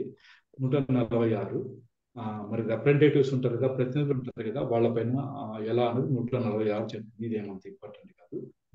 తర్వాత వచ్చేసి ఈ 147 కూడా కాదు, 148 ఎన్లార్జ్మెంట్ ఆఫ్ టైం. ఇది చాలా ఇంపార్టెంట్, మీకు ప్రాక్టీస్ లో కూడా పనికొస్తుంది. 148 where any period is fixed or granted by the court for the doing of any act prescribed or allowed by this code. ఈ కోడ్ చేత ప్రిస్క్రైబ్ చేయబడిన లేదా అలో చేయబడినటువంటి ఏ పనైనా చేయడానికి మీకు ఒక టైం అంటూ ఫిక్స్ చేసి గ్రాంట్ చేసి ఉంటుంది అనుకోండి కోర్టు. కాలానుగుణంగా కోర్టు దాన్ని పెంచుకుంటూ పోచట enlarge such period not exceeding 30 days in total. మొత్తం మీద 30 రోజులు మించకుండా ఇవ్వచ్చట. Even though the period originally fixed or granted may have expired. ఇంటికి ఒరిజినల్ గా ఫిక్స్ చేసినటువంటి పీరియడ్ ఎక్స్పైర్ అయినా సరే మళ్ళీ దాన్ని పొడిగించవచ్చట. పొడిగించవచ్చని చెప్తున్నారు. మొత్తం మీద ఎంతకు దాటకూడదు అంటున్నారు? 3 months. 30 days. 30 days. 30 days. 30 days. Not 30 days in total. ఇది ఈ మాటకు అర్థం ఏంటంటే even though the period originally fixed granted may have expired అని ఎందుకన్నారు? ఎందుకన్నారంటే ఇప్పుడు మీకు రిటర్న్ చేస్తారు కదా, ఎక్కడున్నా మీకు సూట్ కానీ ఇంకోటి కానీ రిటర్న్ చేస్తారు. రిటర్న్ చేసి స్టాంప్స్ షుడ్ బి అఫిక్స్డ్ అని ఎన్నికిస్తారు. మీకు రాసేసి టైం గ్రాంటెడ్ 7 days అని రాస్తాడు. ఏమని రాస్తాడు? 7 days అని రాస్తారు. డాకెట్ పెన్ రాసి ఇస్తారు, మీకు ఇస్తారు. మీరు ఆ 7 days లోపల ఆ ఫీజు కట్టలేకపోతుంది, కట్టలేదనుకోండి, మరి రీప్రజెంట్ చేయలేకపోతుంది. రీప్రజెంట్ చేయలేకపోయినప్పుడు ఏం చేస్తారు? మళ్ళీ 148 కింద పిటిషన్ ఫైల్ చేసి, అయ్యా కోర్టు నాకు 7 రోజులు టైం ఇచ్చింది, ఆ టైంలో నేను కట్టలేకపోయాను, నాకు ఇంకా 10 రోజులు టైం ఇవ్వండి అని చెప్పేసి మళ్ళీ మీరు ఈ 148 కింద పిటిషన్ ఫైల్ చేసుకుంటారు. 148 ఫైల్ చేసుకుంటారు. మీరు వారం రోజులు దాటిపోయినా కూడా ఈ పిటిషన్ ఫైల్ చేసుకోవచ్చు. అప్పటికి కూడా మీకు టైం ఇస్తారు కోర్టు అనమాట. అది ఆ మొత్తం మీద మొత్తం 30 days కి మించి అయితే ఇవ్వకూడదు అని చెప్పేసి, ఎన్లార్జ్ చేయకూడదు ఆ పీరియడ్ అని చెప్పేసి చెప్తున్నారు. సరే చూస్తాం. 148A క్యావేట్. క్యావేట్ గురించి తెలుసు మీకు అందరికి? క్యావేట్ గురించి తెలుసునా? సరే, 148 ఈ క్యాబెట్ గురించి మీకు తెలియదంటే దయచేసి మన ఏమన్నారు కీర్తి లా క్లాసెస్ యూట్యూబ్ లో ఛానల్ వెళ్తే మీకు క్యాబెట్ గురించి ఒక క్లాస్ కంప్లీట్ గా ఉంది. క్యాబెట్ గురించి కంప్లీట్ గా ఒక క్లాస్ అయితే ఉంది, దయచేసి అక్కడ వినండి ప్లీజ్. మొత్తం డీటెయిల్ గా ఉంటుంది, ఫార్మాట్ తో సహా. దానికి ఎంత స్టాంపు అంతా రాసాను ఉంటుంది, చూడండి. తర్వాత DCF power to make up deficiency of court fee. ఎక్కడైనా సరే కోర్ట్ ఫీజు మీరు తక్కువ కట్టారనుకోండి, అది తక్కువ కట్టినప్పుడు మళ్ళీ మిగతా కట్టడానికి కూడా టైం ఇవ్వచ్చు కోర్టు. ఆ విషయం మనకు 149 చెప్తుంది. where the whole or any part of any fee prescribed for any document by the law for the time being in force relating to court fees has not been paid. కట్టినప్పుడు the court may చేసిన తన విచక్షణతో at any stage, A stage అయినా సరే, allow the person by whom such fees is payable to pay the whole or part as the case may be of such court fee, and upon such payment the document in respect of the fees payable shall have the same force and effect as if such fee had been paid in the first instance. మామూలుగా అయితే మీరు suit file చేసేటప్పుడు court fees file చేయాలి, court fees కట్టాలా, అప్పుడు మాత్రమే మీకు ఇదే అవుతుంది. అది అలా లేకుండా మీరు నా దగ్గర ఇప్పుడు డబ్బు లేవు, ఒక 10 days 15 days టైం ఇస్తే కడతాను అని చెప్పేసి DCF పిటిషన్ అంటారు. డెఫిసిట్ కోర్ట్ ఫీజు కట్టడానికి మీరు ఒక పిటిషన్ అంటూ ఫైల్ చేస్తారు. కోర్టుకి ఆ పవర్ ఉంటుంది, అలో చేయడం. మీకైతే ఇస్తుంది అనమాట. ఇచ్చి తర్వాత మీరు కట్టినా సరే ఎప్పుడు కట్టినట్లు భావించుకుంటుంది? First interest. ఇంత మీరు ఈ రోజు సూట్ ఫైల్ చేశారు, 1 రూపీ స్టాంప్ వేసి చేశారు, ఇంకా మీరు 3000 చిల్లర కట్టాల్సి ఉంది డబ్బులు. పిటిషన్ అయితే ఫైల్ చేశారు 149 కింద DCF పిటిషన్ అని చెప్పేసి. కోర్టు ఒక 10 days టైం ఇచ్చింది. 10 days టైం ఇచ్చింది. మీరు వారం రోజుల తర్వాత కట్టారు డబ్బులు, వారం రోజుల తర్వాత కట్టారు. అయినా సరే అది మీరు ఎప్పుడు కట్టారని భావించుకోబడుతుంది? ఈ రోజు కట్టినట్టే సార్. ఎందుకంటే సూట్ ఫస్ట్ ఇన్స్టెన్స్ ఎప్పుడు మీరు సరే అప్పుడు కట్టినట్టుగానే భావించుకుంటుంది. అది మనకు సెక్షన్ 149 చెప్తుంది. Next 150 transfer of business. Save as otherwise provided where the business of any court is transfer to any other court. The court to which the business is so transferred shall have the same powers and shall perform the same duties as those respectively conferred and imposed by or under this code upon the court from which the business was. Business transfer చేయడం ఏంటి sir అని మీరు అనుకోవచ్చు. Business transfer చేయడం ఏంటి sir అని అనుకోవచ్చు. మీకు ఒక కోర్టు కంటే ఎక్కువ కోర్టులు ఉన్న చోట మీకు ప్రిన్సిపల్ జూనియర్ సివిల్ జడ్జి అని కోర్టు ఉంటుంది, ఉంటుందా? ఉంటారు. మళ్ళీ first additional, second additional, third additional అని ఇట్లా కోర్టులు ఉంటాయి. వాళ్ళకి బిజినెస్ ట్రాన్స్ఫర్ చేస్తారంటే పనిని విభజించి నువ్వు ఈ కేసులు చేయని చెప్పేసి ఇచ్చేసుకుంటారు, తెలుసా మీకు? కానీ బిజినెస్ అంటారు, వర్క్ అలాట్ చేయనని బిజినెస్ అంటారు కోర్టు భాషలు. అది అలా ట్రాన్స్ఫర్ చేసినప్పుడు ఈ ట్రాన్స్ఫర్ చేసిన కోర్టు ఉంటుంది కదా, దానికి ఏమి పవర్స్ ఉంటాయో అవే పవర్స్ దీనికి కూడా ఉంటాయి. ప్రిన్సిపల్ జూడిషియల్ సివిల్ ఇన్ఛార్జ్ కోర్టా సార్? అవి ఇన్ఛార్జ్ కోర్టు కాదు, బిజినెస్ ట్రాన్స్ఫర్ చేయడం అన్నది. ఇప్పుడు మామూలుగా అంతా బిజినెస్ అంటే ఒక జూనియర్ సివిల్ జడ్జి కోర్టుకి జ్యూరిస్డిక్షన్ ఏముంటుందంటే ఆ ఊరికి సంబంధించి అన్ని సివిల్ కేసులు చేసేటువంటి ఇది ఉంటుంది. అప్పుడు ప్రిన్సిపల్ జూనియర్ సివిల్ జడ్జి అంటారు. అదనంగా వచ్చే వాళ్ళకి బిజినెస్ పంచబడుతుంది, అంటే కేసులు పంపించబడతాయి. అదే అంటే సార్ కొన్ని కేసులు ఫస్ట్ సిట్టింగ్ కోర్టు ట్రాన్స్ఫర్ అవడం అలా ఉంటుంది. అట్లా ట్రాన్స్ఫర్ చేస్తారు కదా, ఆ కేసు బిజినెస్ ట్రాన్స్ఫర్ చేయడం అంటారు. సార్ దయచేసి మ్యూట్ చేసుకోండి సార్ ప్లీజ్.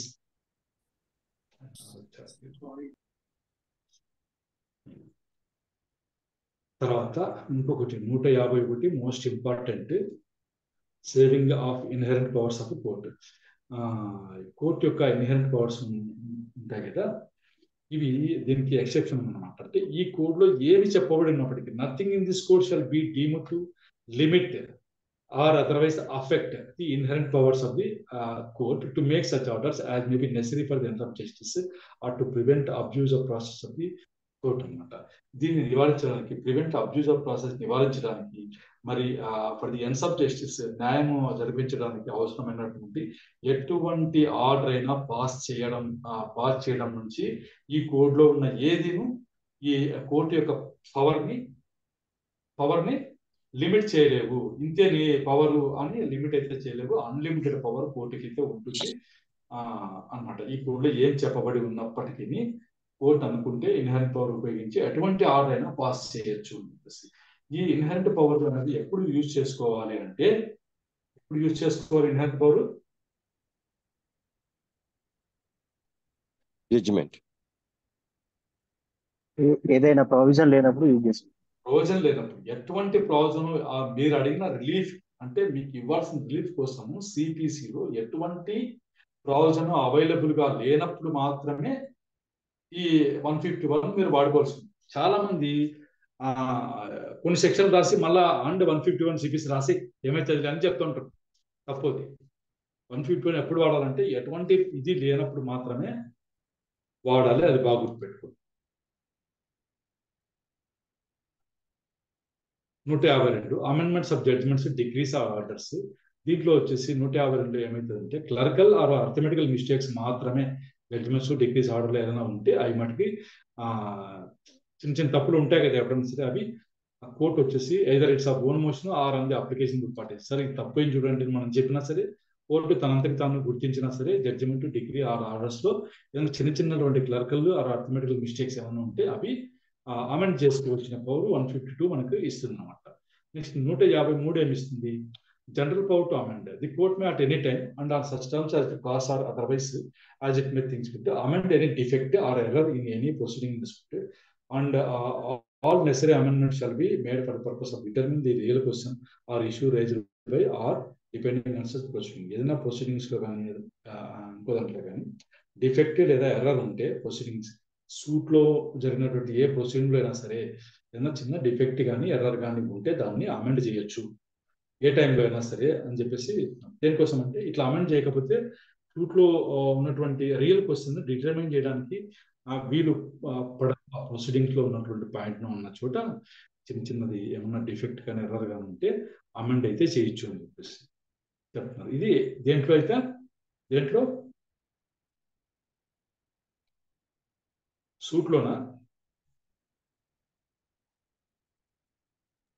జడ్జిమెంట్ సార్ ఇక్కడ any proceeding in suit any proceeding in suit లో ఉన్న ప్రొసీడింగ్ లో సూట్లో కాదు సూట్ లో ఉన్న ప్రొసీడింగ్ లో చూద్దాం. Next 153A power to amend decree or order where appeal is summarily dismissed.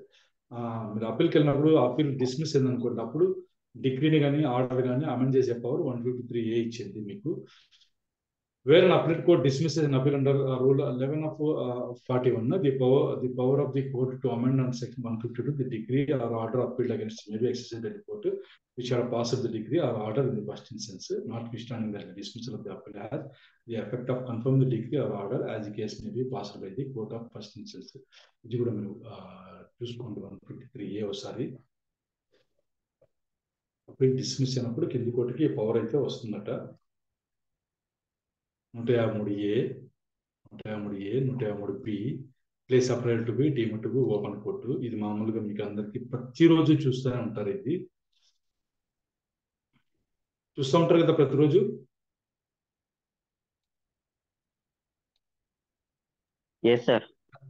కోర్టుకు రెగ్యులర్ గా పోయే వాళ్ళు ప్రతిరోజు చూస్తుంటారు. కాకపోతే అది దీని ప్రకారం జరుగుతూ ఉందని అవగాహన అయితే ఉండదు. మీరు జడ్జి గారు ఛాంబర్ నుంచి బెంచ్కి రాగానే వెనకాల నించున్నటువంటి అటెండర్ ఏమని అరుస్తారు గట్టిగా? సైలెన్స్ అంటారు సార్. సైలెన్స్ తర్వాత దానికంటే ముందు పబ్లిక్ కోర్ట్ అని అరుస్తారు కదా. పబ్లిక్ కోర్ట్ అంటే ఇదేనమ్మా, ఏమి లేదు. ఇదే పబ్లిక్ కి కూడా దీంట్లో ఎంట్రన్స్ ఉంది అని అనడం పబ్లిక్ కోర్ట్. ఓపెన్ కోర్ట్ అని కూడా పబ్లిక్ కోర్ట్ ఉంది. The place in which any civil court is held for purpose of trying any issue shall be deemed to be an open court to which the public generally may have access. వాళ్ళు కూడా వచ్చి కూర్చోంటారు. సినిమాల్లో చూస్తుంటాం మనం, public లో కూర్చొని ఉంటారు కదా వెనకాల. అదే వాళ్ళకి కూడా యాక్సెస్ ఉంటుంది. సోఫార్ ఎంతవరకు యాక్సెస్ ఉంటుందంటే so far the same can conveniently contain. ఇప్పుడు లాయర్లు కూర్చోవడానికి చోటు లేనప్పుడు పబ్లిక్ అయితే అలో చేయరు. అది అంతవరకు.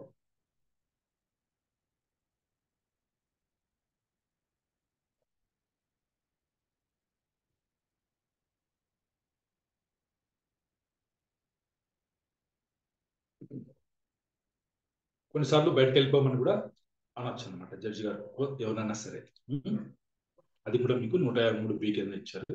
ఇవి ఈ సెక్షన్లో 157 వరకు తీసేసారు లేవు. 157 కాదు, ఇది కాదు. ఇవి వచ్చినప్పుడు రిపీల్ అయిన దాని గురించి ఉంది. ఇది పెద్ద ఇంపార్టెంట్ ఏం కాదు. ఇది మొత్తంగా మనం 158 సెక్షన్ అయితే విజయవంతంగా పూర్తి చేసుకున్నాము. ఎంత మటుకు బుర్రకి ఎక్కించుకున్నారో